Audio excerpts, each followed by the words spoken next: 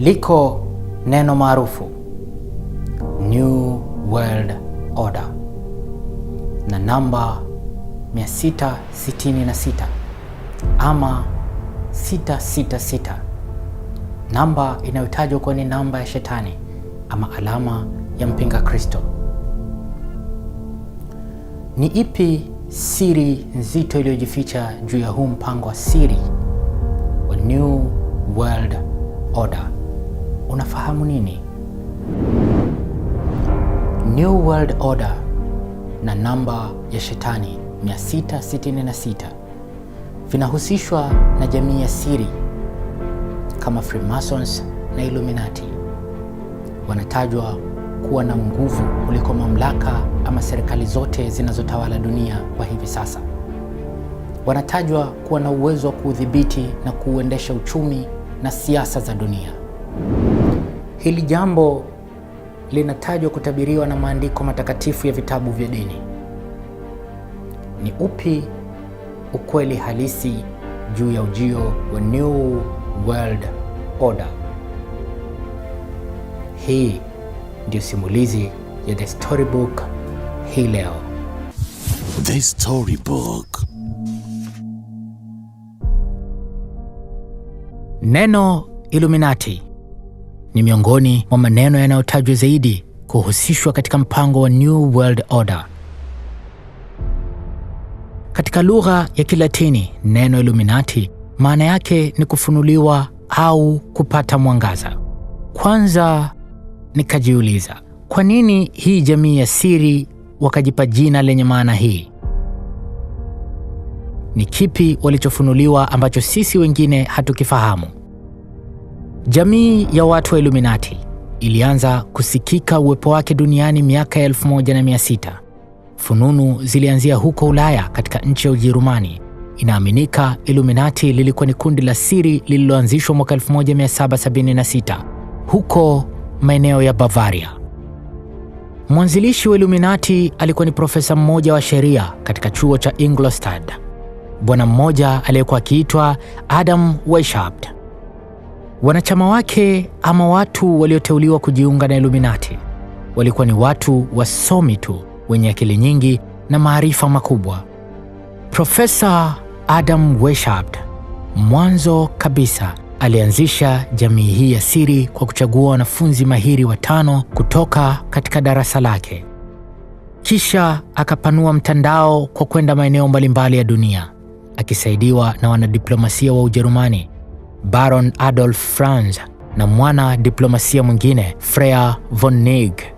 Kwa pamoja waliweza kukusanya watu wengi wenye akili na kuunda jamii moja ya siri ambayo ikaanza kuwa tishio kwa mamlaka au serikali nyingi zilizokuwa madarakani kwa wakati huo. Illuminati ikajaa watu wenye akili nyingi tokea mataifa mbalimbali kama vile Bavaria, Ufaransa, Hungary, Italia na Poland. Sasa Illuminati ikawa na wanachama 2000, na kwa ukubwa huo jamii hii ikajikuta inapata umaarufu na kushindikana kuendelea kubaki kwa jamii ya siri. Baada ya miaka 9 ya uwepo wa Illuminati duniani, wakakutana na changamoto ya kufungiwa shughuli zao. Hii ilikuwa ni mwaka 1785, na hiyo ilikuwa ni amri ya mtawala wa Bavaria wa kipindi kile, Charles Theodore. Mamlaka ama serikali za dunia ziliiogopa jamii hii ya siri iliyoundwa kwa kukusanya wasomi wenye akili nyingi na maarifa makubwa. Lakini kuiwekea vikwazo na kupiga marufuku Illuminati ilikuwa ni sawa na kumpiga teke chura. Watu wakapatwa na shauku zaidi ya kutaka kuijua Illuminati, hivyo ikapata umaarufu mkubwa zaidi na hata wanachama wakaongezeka kwa kasi zaidi. Marufuku ile ikasababisha Illuminati kupata nguvu zaidi na si kudumaa tena. Swali la msingi ni kwamba lengo la uwepo wa jamii hii ya siri ni nini? Jibu ni kwamba Illuminati ilianzishwa ili kupinga ushawishi wa kidini na pia kupinga uongozi wa utawala wa kimataifa. Waliunda kitabu cha sheria zao kilichosema kuwa lengo kuu la Illuminati ni kusitisha matumizi ya mashine inayowadhulumu watu. Hapa wanamaanisha mamlaka na serikali, yaani Illuminati wanaamini serikali ni mashine ambayo kimsingi iko katika mlengo wa kunyonya watu. Kwa hivyo kwenye kitabu cha Illuminati wakaja na sera ya kudhibiti watu bila ya kuwatawala. Hiyo ndio ilikuwa tofauti yao kubwa na serikali hizi tunazozijua sasa, kuwadhibiti watu bila ya kuwatawala. Illuminati na huu mpango wao wa New World Order unalenga kuimiliki na kuiendesha dunia na kuwadhibiti watu, lakini bila ya kuwatawala. Na hili ndilo jibu la lile swali langu la kwanza. Illuminati wanaamini wamefunuliwa na kupewa maarifa ya kuidhibiti na kuiendesha dunia bila ya kuitawala. Na hiyo ndiyo sera ya New World Order, na mpango huu ulikuwa ukifanyika kwa siri kwa sababu utazivua mamlaka serikali za mataifa yote ya dunia. Kwa hivyo, kwa sababu hiyo ndio maana hawapatani na serikali za mataifa, na pia ikawa ndio sababu ya kuendesha shughuli zao kwa siri. Lakini usiri wa Illuminati ukaendelea kuwa mkubwa kiasi hivi sasa inaaminika huenda kuwa jamii hii ya watu wa Illuminati waliishia njiani na kusambaratika kabla hawajatimiza ndoto yao. Hiyo ni namna moja ya kufikiri kwa urahisi, lakini kwangu mimi na majasusi wengine wanafahamu ya kwamba namna rahisi ya kujificha ni kuwaaminisha watu ya kwamba umekufa. Na hizi ni propaganda ambazo zimeshatumika mara nyingi, watu kunadiwa wamefariki ili kuwapumbaza watu wasiendelee kuwafuatilia, na kwa namna hiyo wanapata urahisi wa kuendelea na shughuli zao huko mafichoni bila ya bughudha yoyote.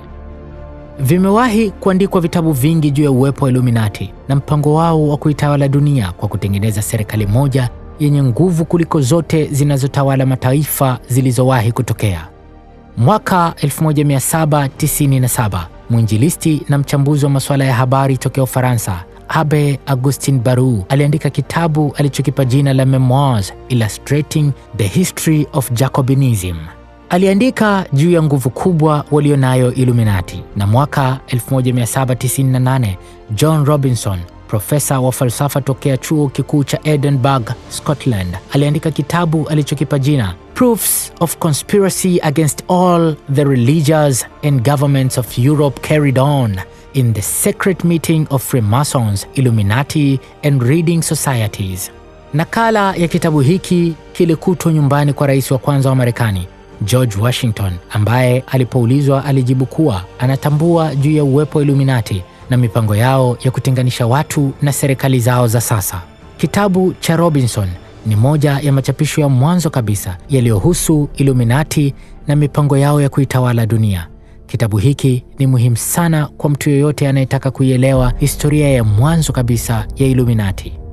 Kwa maana Profesa John Robinson aliandika kitabu hiki, pia aliweka na baadhi ya documents original zilizoandikwa na muasisi wa Illuminati, Adam Weishaupt, zikielezea juu ya mipango yao. Na bado viko vitabu vingine vingi, The Dawn of Eurasia cha Bruno Mackay, The New World Order cha Ralph Epperson, The New World Order cha Herbert George Wells, Rise of the New World Order, The Culling of Man cha J. Michael Thomas Hayes, na mamia ya vitabu vingine ambavyo nitapoteza muda kuvitaja hapa. Vinanifanya nipate mashiko juu ya imani ya ujio wa New World Order, na kwamba si uvumi tu wa dhahania kama hadithi zingine za kufikirika. Na kinachonipa hofu zaidi ni kwamba msingi wa jamii ya Illuminati na New World Order ni mkusanyiko wa wasomi na watu wenye akili nyingi na maarifa makubwa zaidi. Wanafanya kazi kwa siri. Ninajiuliza, wanajiandaa kufanya nini? Wachunguzi wa mambo wana dhana nyingi kuhusiana na Illuminati na New World Order. Mark Koenig, au maarufu kama Mark from Michigan, anaamini kuwa New World Order ni mpango wa mamlaka yenye nguvu na iliyo juu ya serikali ya Marekani na hata Umoja wa Mataifa na taasisi nyingine zote za kimataifa. Mark Koenig anaamini serikali zote zinazotawala nchi zitanyang'anywa haki na mamlaka zao, na itaundwa serikali moja yenye nguvu kuliko yoyote ile iliyowahi kutokea duniani. Na mdadisi mwingine wa mambo, yani conspiracy theorist, David Icke, anadhana inayoelezea ni wakina nani hasa ndio wenye mpango huo wa kuimiliki dunia, yani New World Order, Anasema kwanza, watu hao si binadamu wa kawaida, bali ni shapeshifters, yaani ni watu wenye nguvu za ushetani. Na hapo ndipo unapokuja ushawishi ya kwamba Illuminati ni mpango wa kishetani, na ndio maana uko kinyume na imani zote za dini. David Icke anaamini kuwa wako viongozi wa mataifa ya sasa ya duniani ambao kiuhalisia wao ndio wenye mpango wa New World Order. Ninahofia kuwataja hapa viongozi hao kwa majina kwa sababu za kiusalama na kulinda maisha yangu, ila David Icke anawataja baadhi ya marais maarufu wa Marekani na watawala wa Uingereza kuwepo katika jamii ya siri ya Illuminati. Historia imebeba mengi sana juu ya asili ya Illuminati na mpango wa New World Order. Ukisoma zaidi utajifunza mengi zaidi. Hapa acha nihamia kwenye kipengele cha uhalisia wa mambo hivi sasa. Kama ni kweli iko hiyo jamii ya siri yenye mpango wa kuanzisha serikali moja yenye nguvu itakayodhibiti dunia nzima na kumonita kila binadamu, je, hili linawezekanaje kiutendaji? United Nations ama Umoja wa Mataifa linatajwa kuwa ndilo bunge la hii mamlaka ya New World Order. Najua mnafahamu ya kwamba ili kuitawala jamii yoyote ile ni lazima kuwepo kwa sera na sheria, na kinachotunga sera na sheria ni bunge. Kwa hivyo huu mpango wa New World Order kuwa na serikali moja itakayodhibiti dunia nzima, nao bila shaka unahitaji chombo kama bunge kitakachowezesha kuandaa na kusimamia sera na sheria zake. United Nations ama Umoja wa Mataifa unatajwa kuwa ndilo bunge la hawa mabwana wenye mpango wa New World Order. Nisikilize vizuri, mbele utanielewa zaidi ni kivipi. Pia taasisi zingine za kimataifa kama shirika la afya duniani, World Health Organization, WHO, hivi vyombo ndio tuseme sasa ni wizara za hii serikali moja itakayoidhibiti dunia nzima. Kwa hivyo sasa, kwa kutumia vyombo hivi, wanavitumiaje kuiweka jamii ya dunia nzima kiganjani mwao? Sera yao imekaa kwenye namna hii: problem, reaction, solution. Hiyo ndio formula yao. Yaani huwa hawa mabwana wanaotaka kuimiliki dunia wanatengeneza tatizo, kisha wanatengeneza njia za utatuzi wa tatizo husika, lakini njia hizo zinakuingiza kwenye mifumo ya kiutawala wao, nikimaanisha njia hizo ndio tayari kujifungulia kwao milango kwenye kuimiliki dunia. Mfano, nchi yako ina serikali iliyo madarakani, lakini pia wako wapinzani. Kwa hivyo hawa mabwana wa New World Order ambao hawataki nchi ziwe na serikali zao, ili siku moja dunia nzima iwe na serikali moja, huwa wanatafuta namna ya kuziua serikali za nchi mbalimbali. Hivyo wanawapa nguvu wapinzani na kuwabadilisha kuwa waasi na sio wapinzani halisi wa kisiasa. Na wakisha wabadilisha na kuwa waasi watakaofanya nchi sitawalike na kuingia kwenye machafuko. Mpaka hapo hawa mabwana wa New World Order wanakuwa wameshatengeneza tatizo. Sasa tatizo litahitaji ufumbuzi. Wanakwenda kwenye hatua ya pili sasa. Reaction.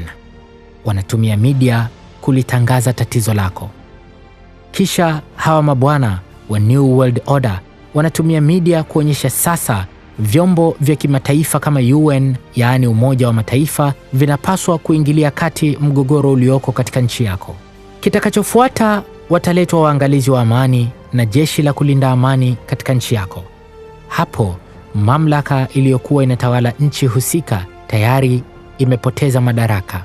Mpaka hapo United Nations, ambayo inasemwa kuwa ni chombo kitumiwacho na wanaolenga kuileta serikali moja ya dunia, kinakuwa tayari kimefanikiwa kutoa madarakani mfumo wa serikali za nchi na kuendelea kuiandaa dunia kuingia katika mfumo wa serikali moja. Pia liko jambo lingine. Wanasema New World Order ni mfumo wa kudhibiti dunia ambao unatumia sayansi na teknolojia kuweza kujua kila mwanadamu anachokifanya, nguvu yake ya kiuchumi na taarifa zake binafsi. Na hapa wanatumia social security numbers kupata taarifa binafsi za kila mtu. Na pia wanatumia zile barcodes zilizopo kwenye kila bidhaa tunazozinunua kupata taarifa za kiuchumi za mtu mmoja mmoja na jamii husika kwa ujumla. Na pia kwa kutumia baadhi ya surveillance system, yaani system zozote za kiulinzi za kiteknolojia kama vile CCTV kamera na kamera ya laptop yako na kila namna nyingine ya kiteknolojia. Wakitaka wataweza kupata taarifa za kila mtu juu ya jambo analolifanya. Kisa cha Alexander the Great ama Alexander mashuhuri na kisa cha Adolf Hitler, dikteta wa Ujerumani. Watu hawa wawili waliowahi kuwa na uchu wa kuitawala dunia nzima. Visa vyao vinatumika na wasomi kutia ushahidi ya kwamba siku zote duniani wako watu wenye nia ya kutaka kuitawala dunia nzima.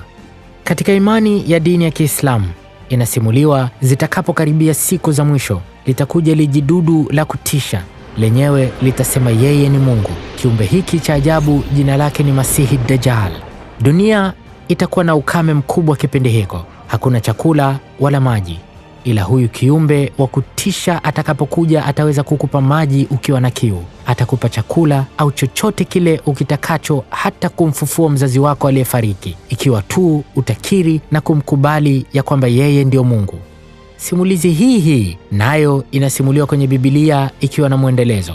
Katika Biblia kitabu cha Ufunuo 17:12 imeandikwa, na zile pembe 10 ulizoziona ni wafalme 10 ambao hawajapokea ufalme bado, lakini wapokea mamlaka kama wafalme muda wa saa moja pamoja na yule mnyama. Hawa wana shauri moja, nao wampa yule mnyama nguvu zao na mamlaka yao. Hawa watafanya vita na mwanakondoo, na mwanakondoo atawashinda, kwa maana yeye ni Bwana wa mabwana na mfalme wa wafalme, na hao walio pamoja naye ndio walioitwa na wateule na waaminifu. Kwenye Biblia huyu mnyama Masihi Dajjal, Wakristo wanamuita mpinga Kristo, na Qur'an na Biblia vinafanana kusema kuwa huyu mnyama atapigana vita dhidi ya Nabii Isa ama Yesu, na Yesu atashinda vita hiyo na kumuua huyu mnyama. Lakini tayari kwa kipindi hiko mnyama huyu atakuwa amewatenga waovu na watu wema. Watu waovu watakuwa walishamkubali kuwa yeye ndiye Mungu, na mnyama huyo atawaachia alama kwenye paji la uso wao. Alama hiyo inaaminika ndiyo itakuwa namba 666 ama 666.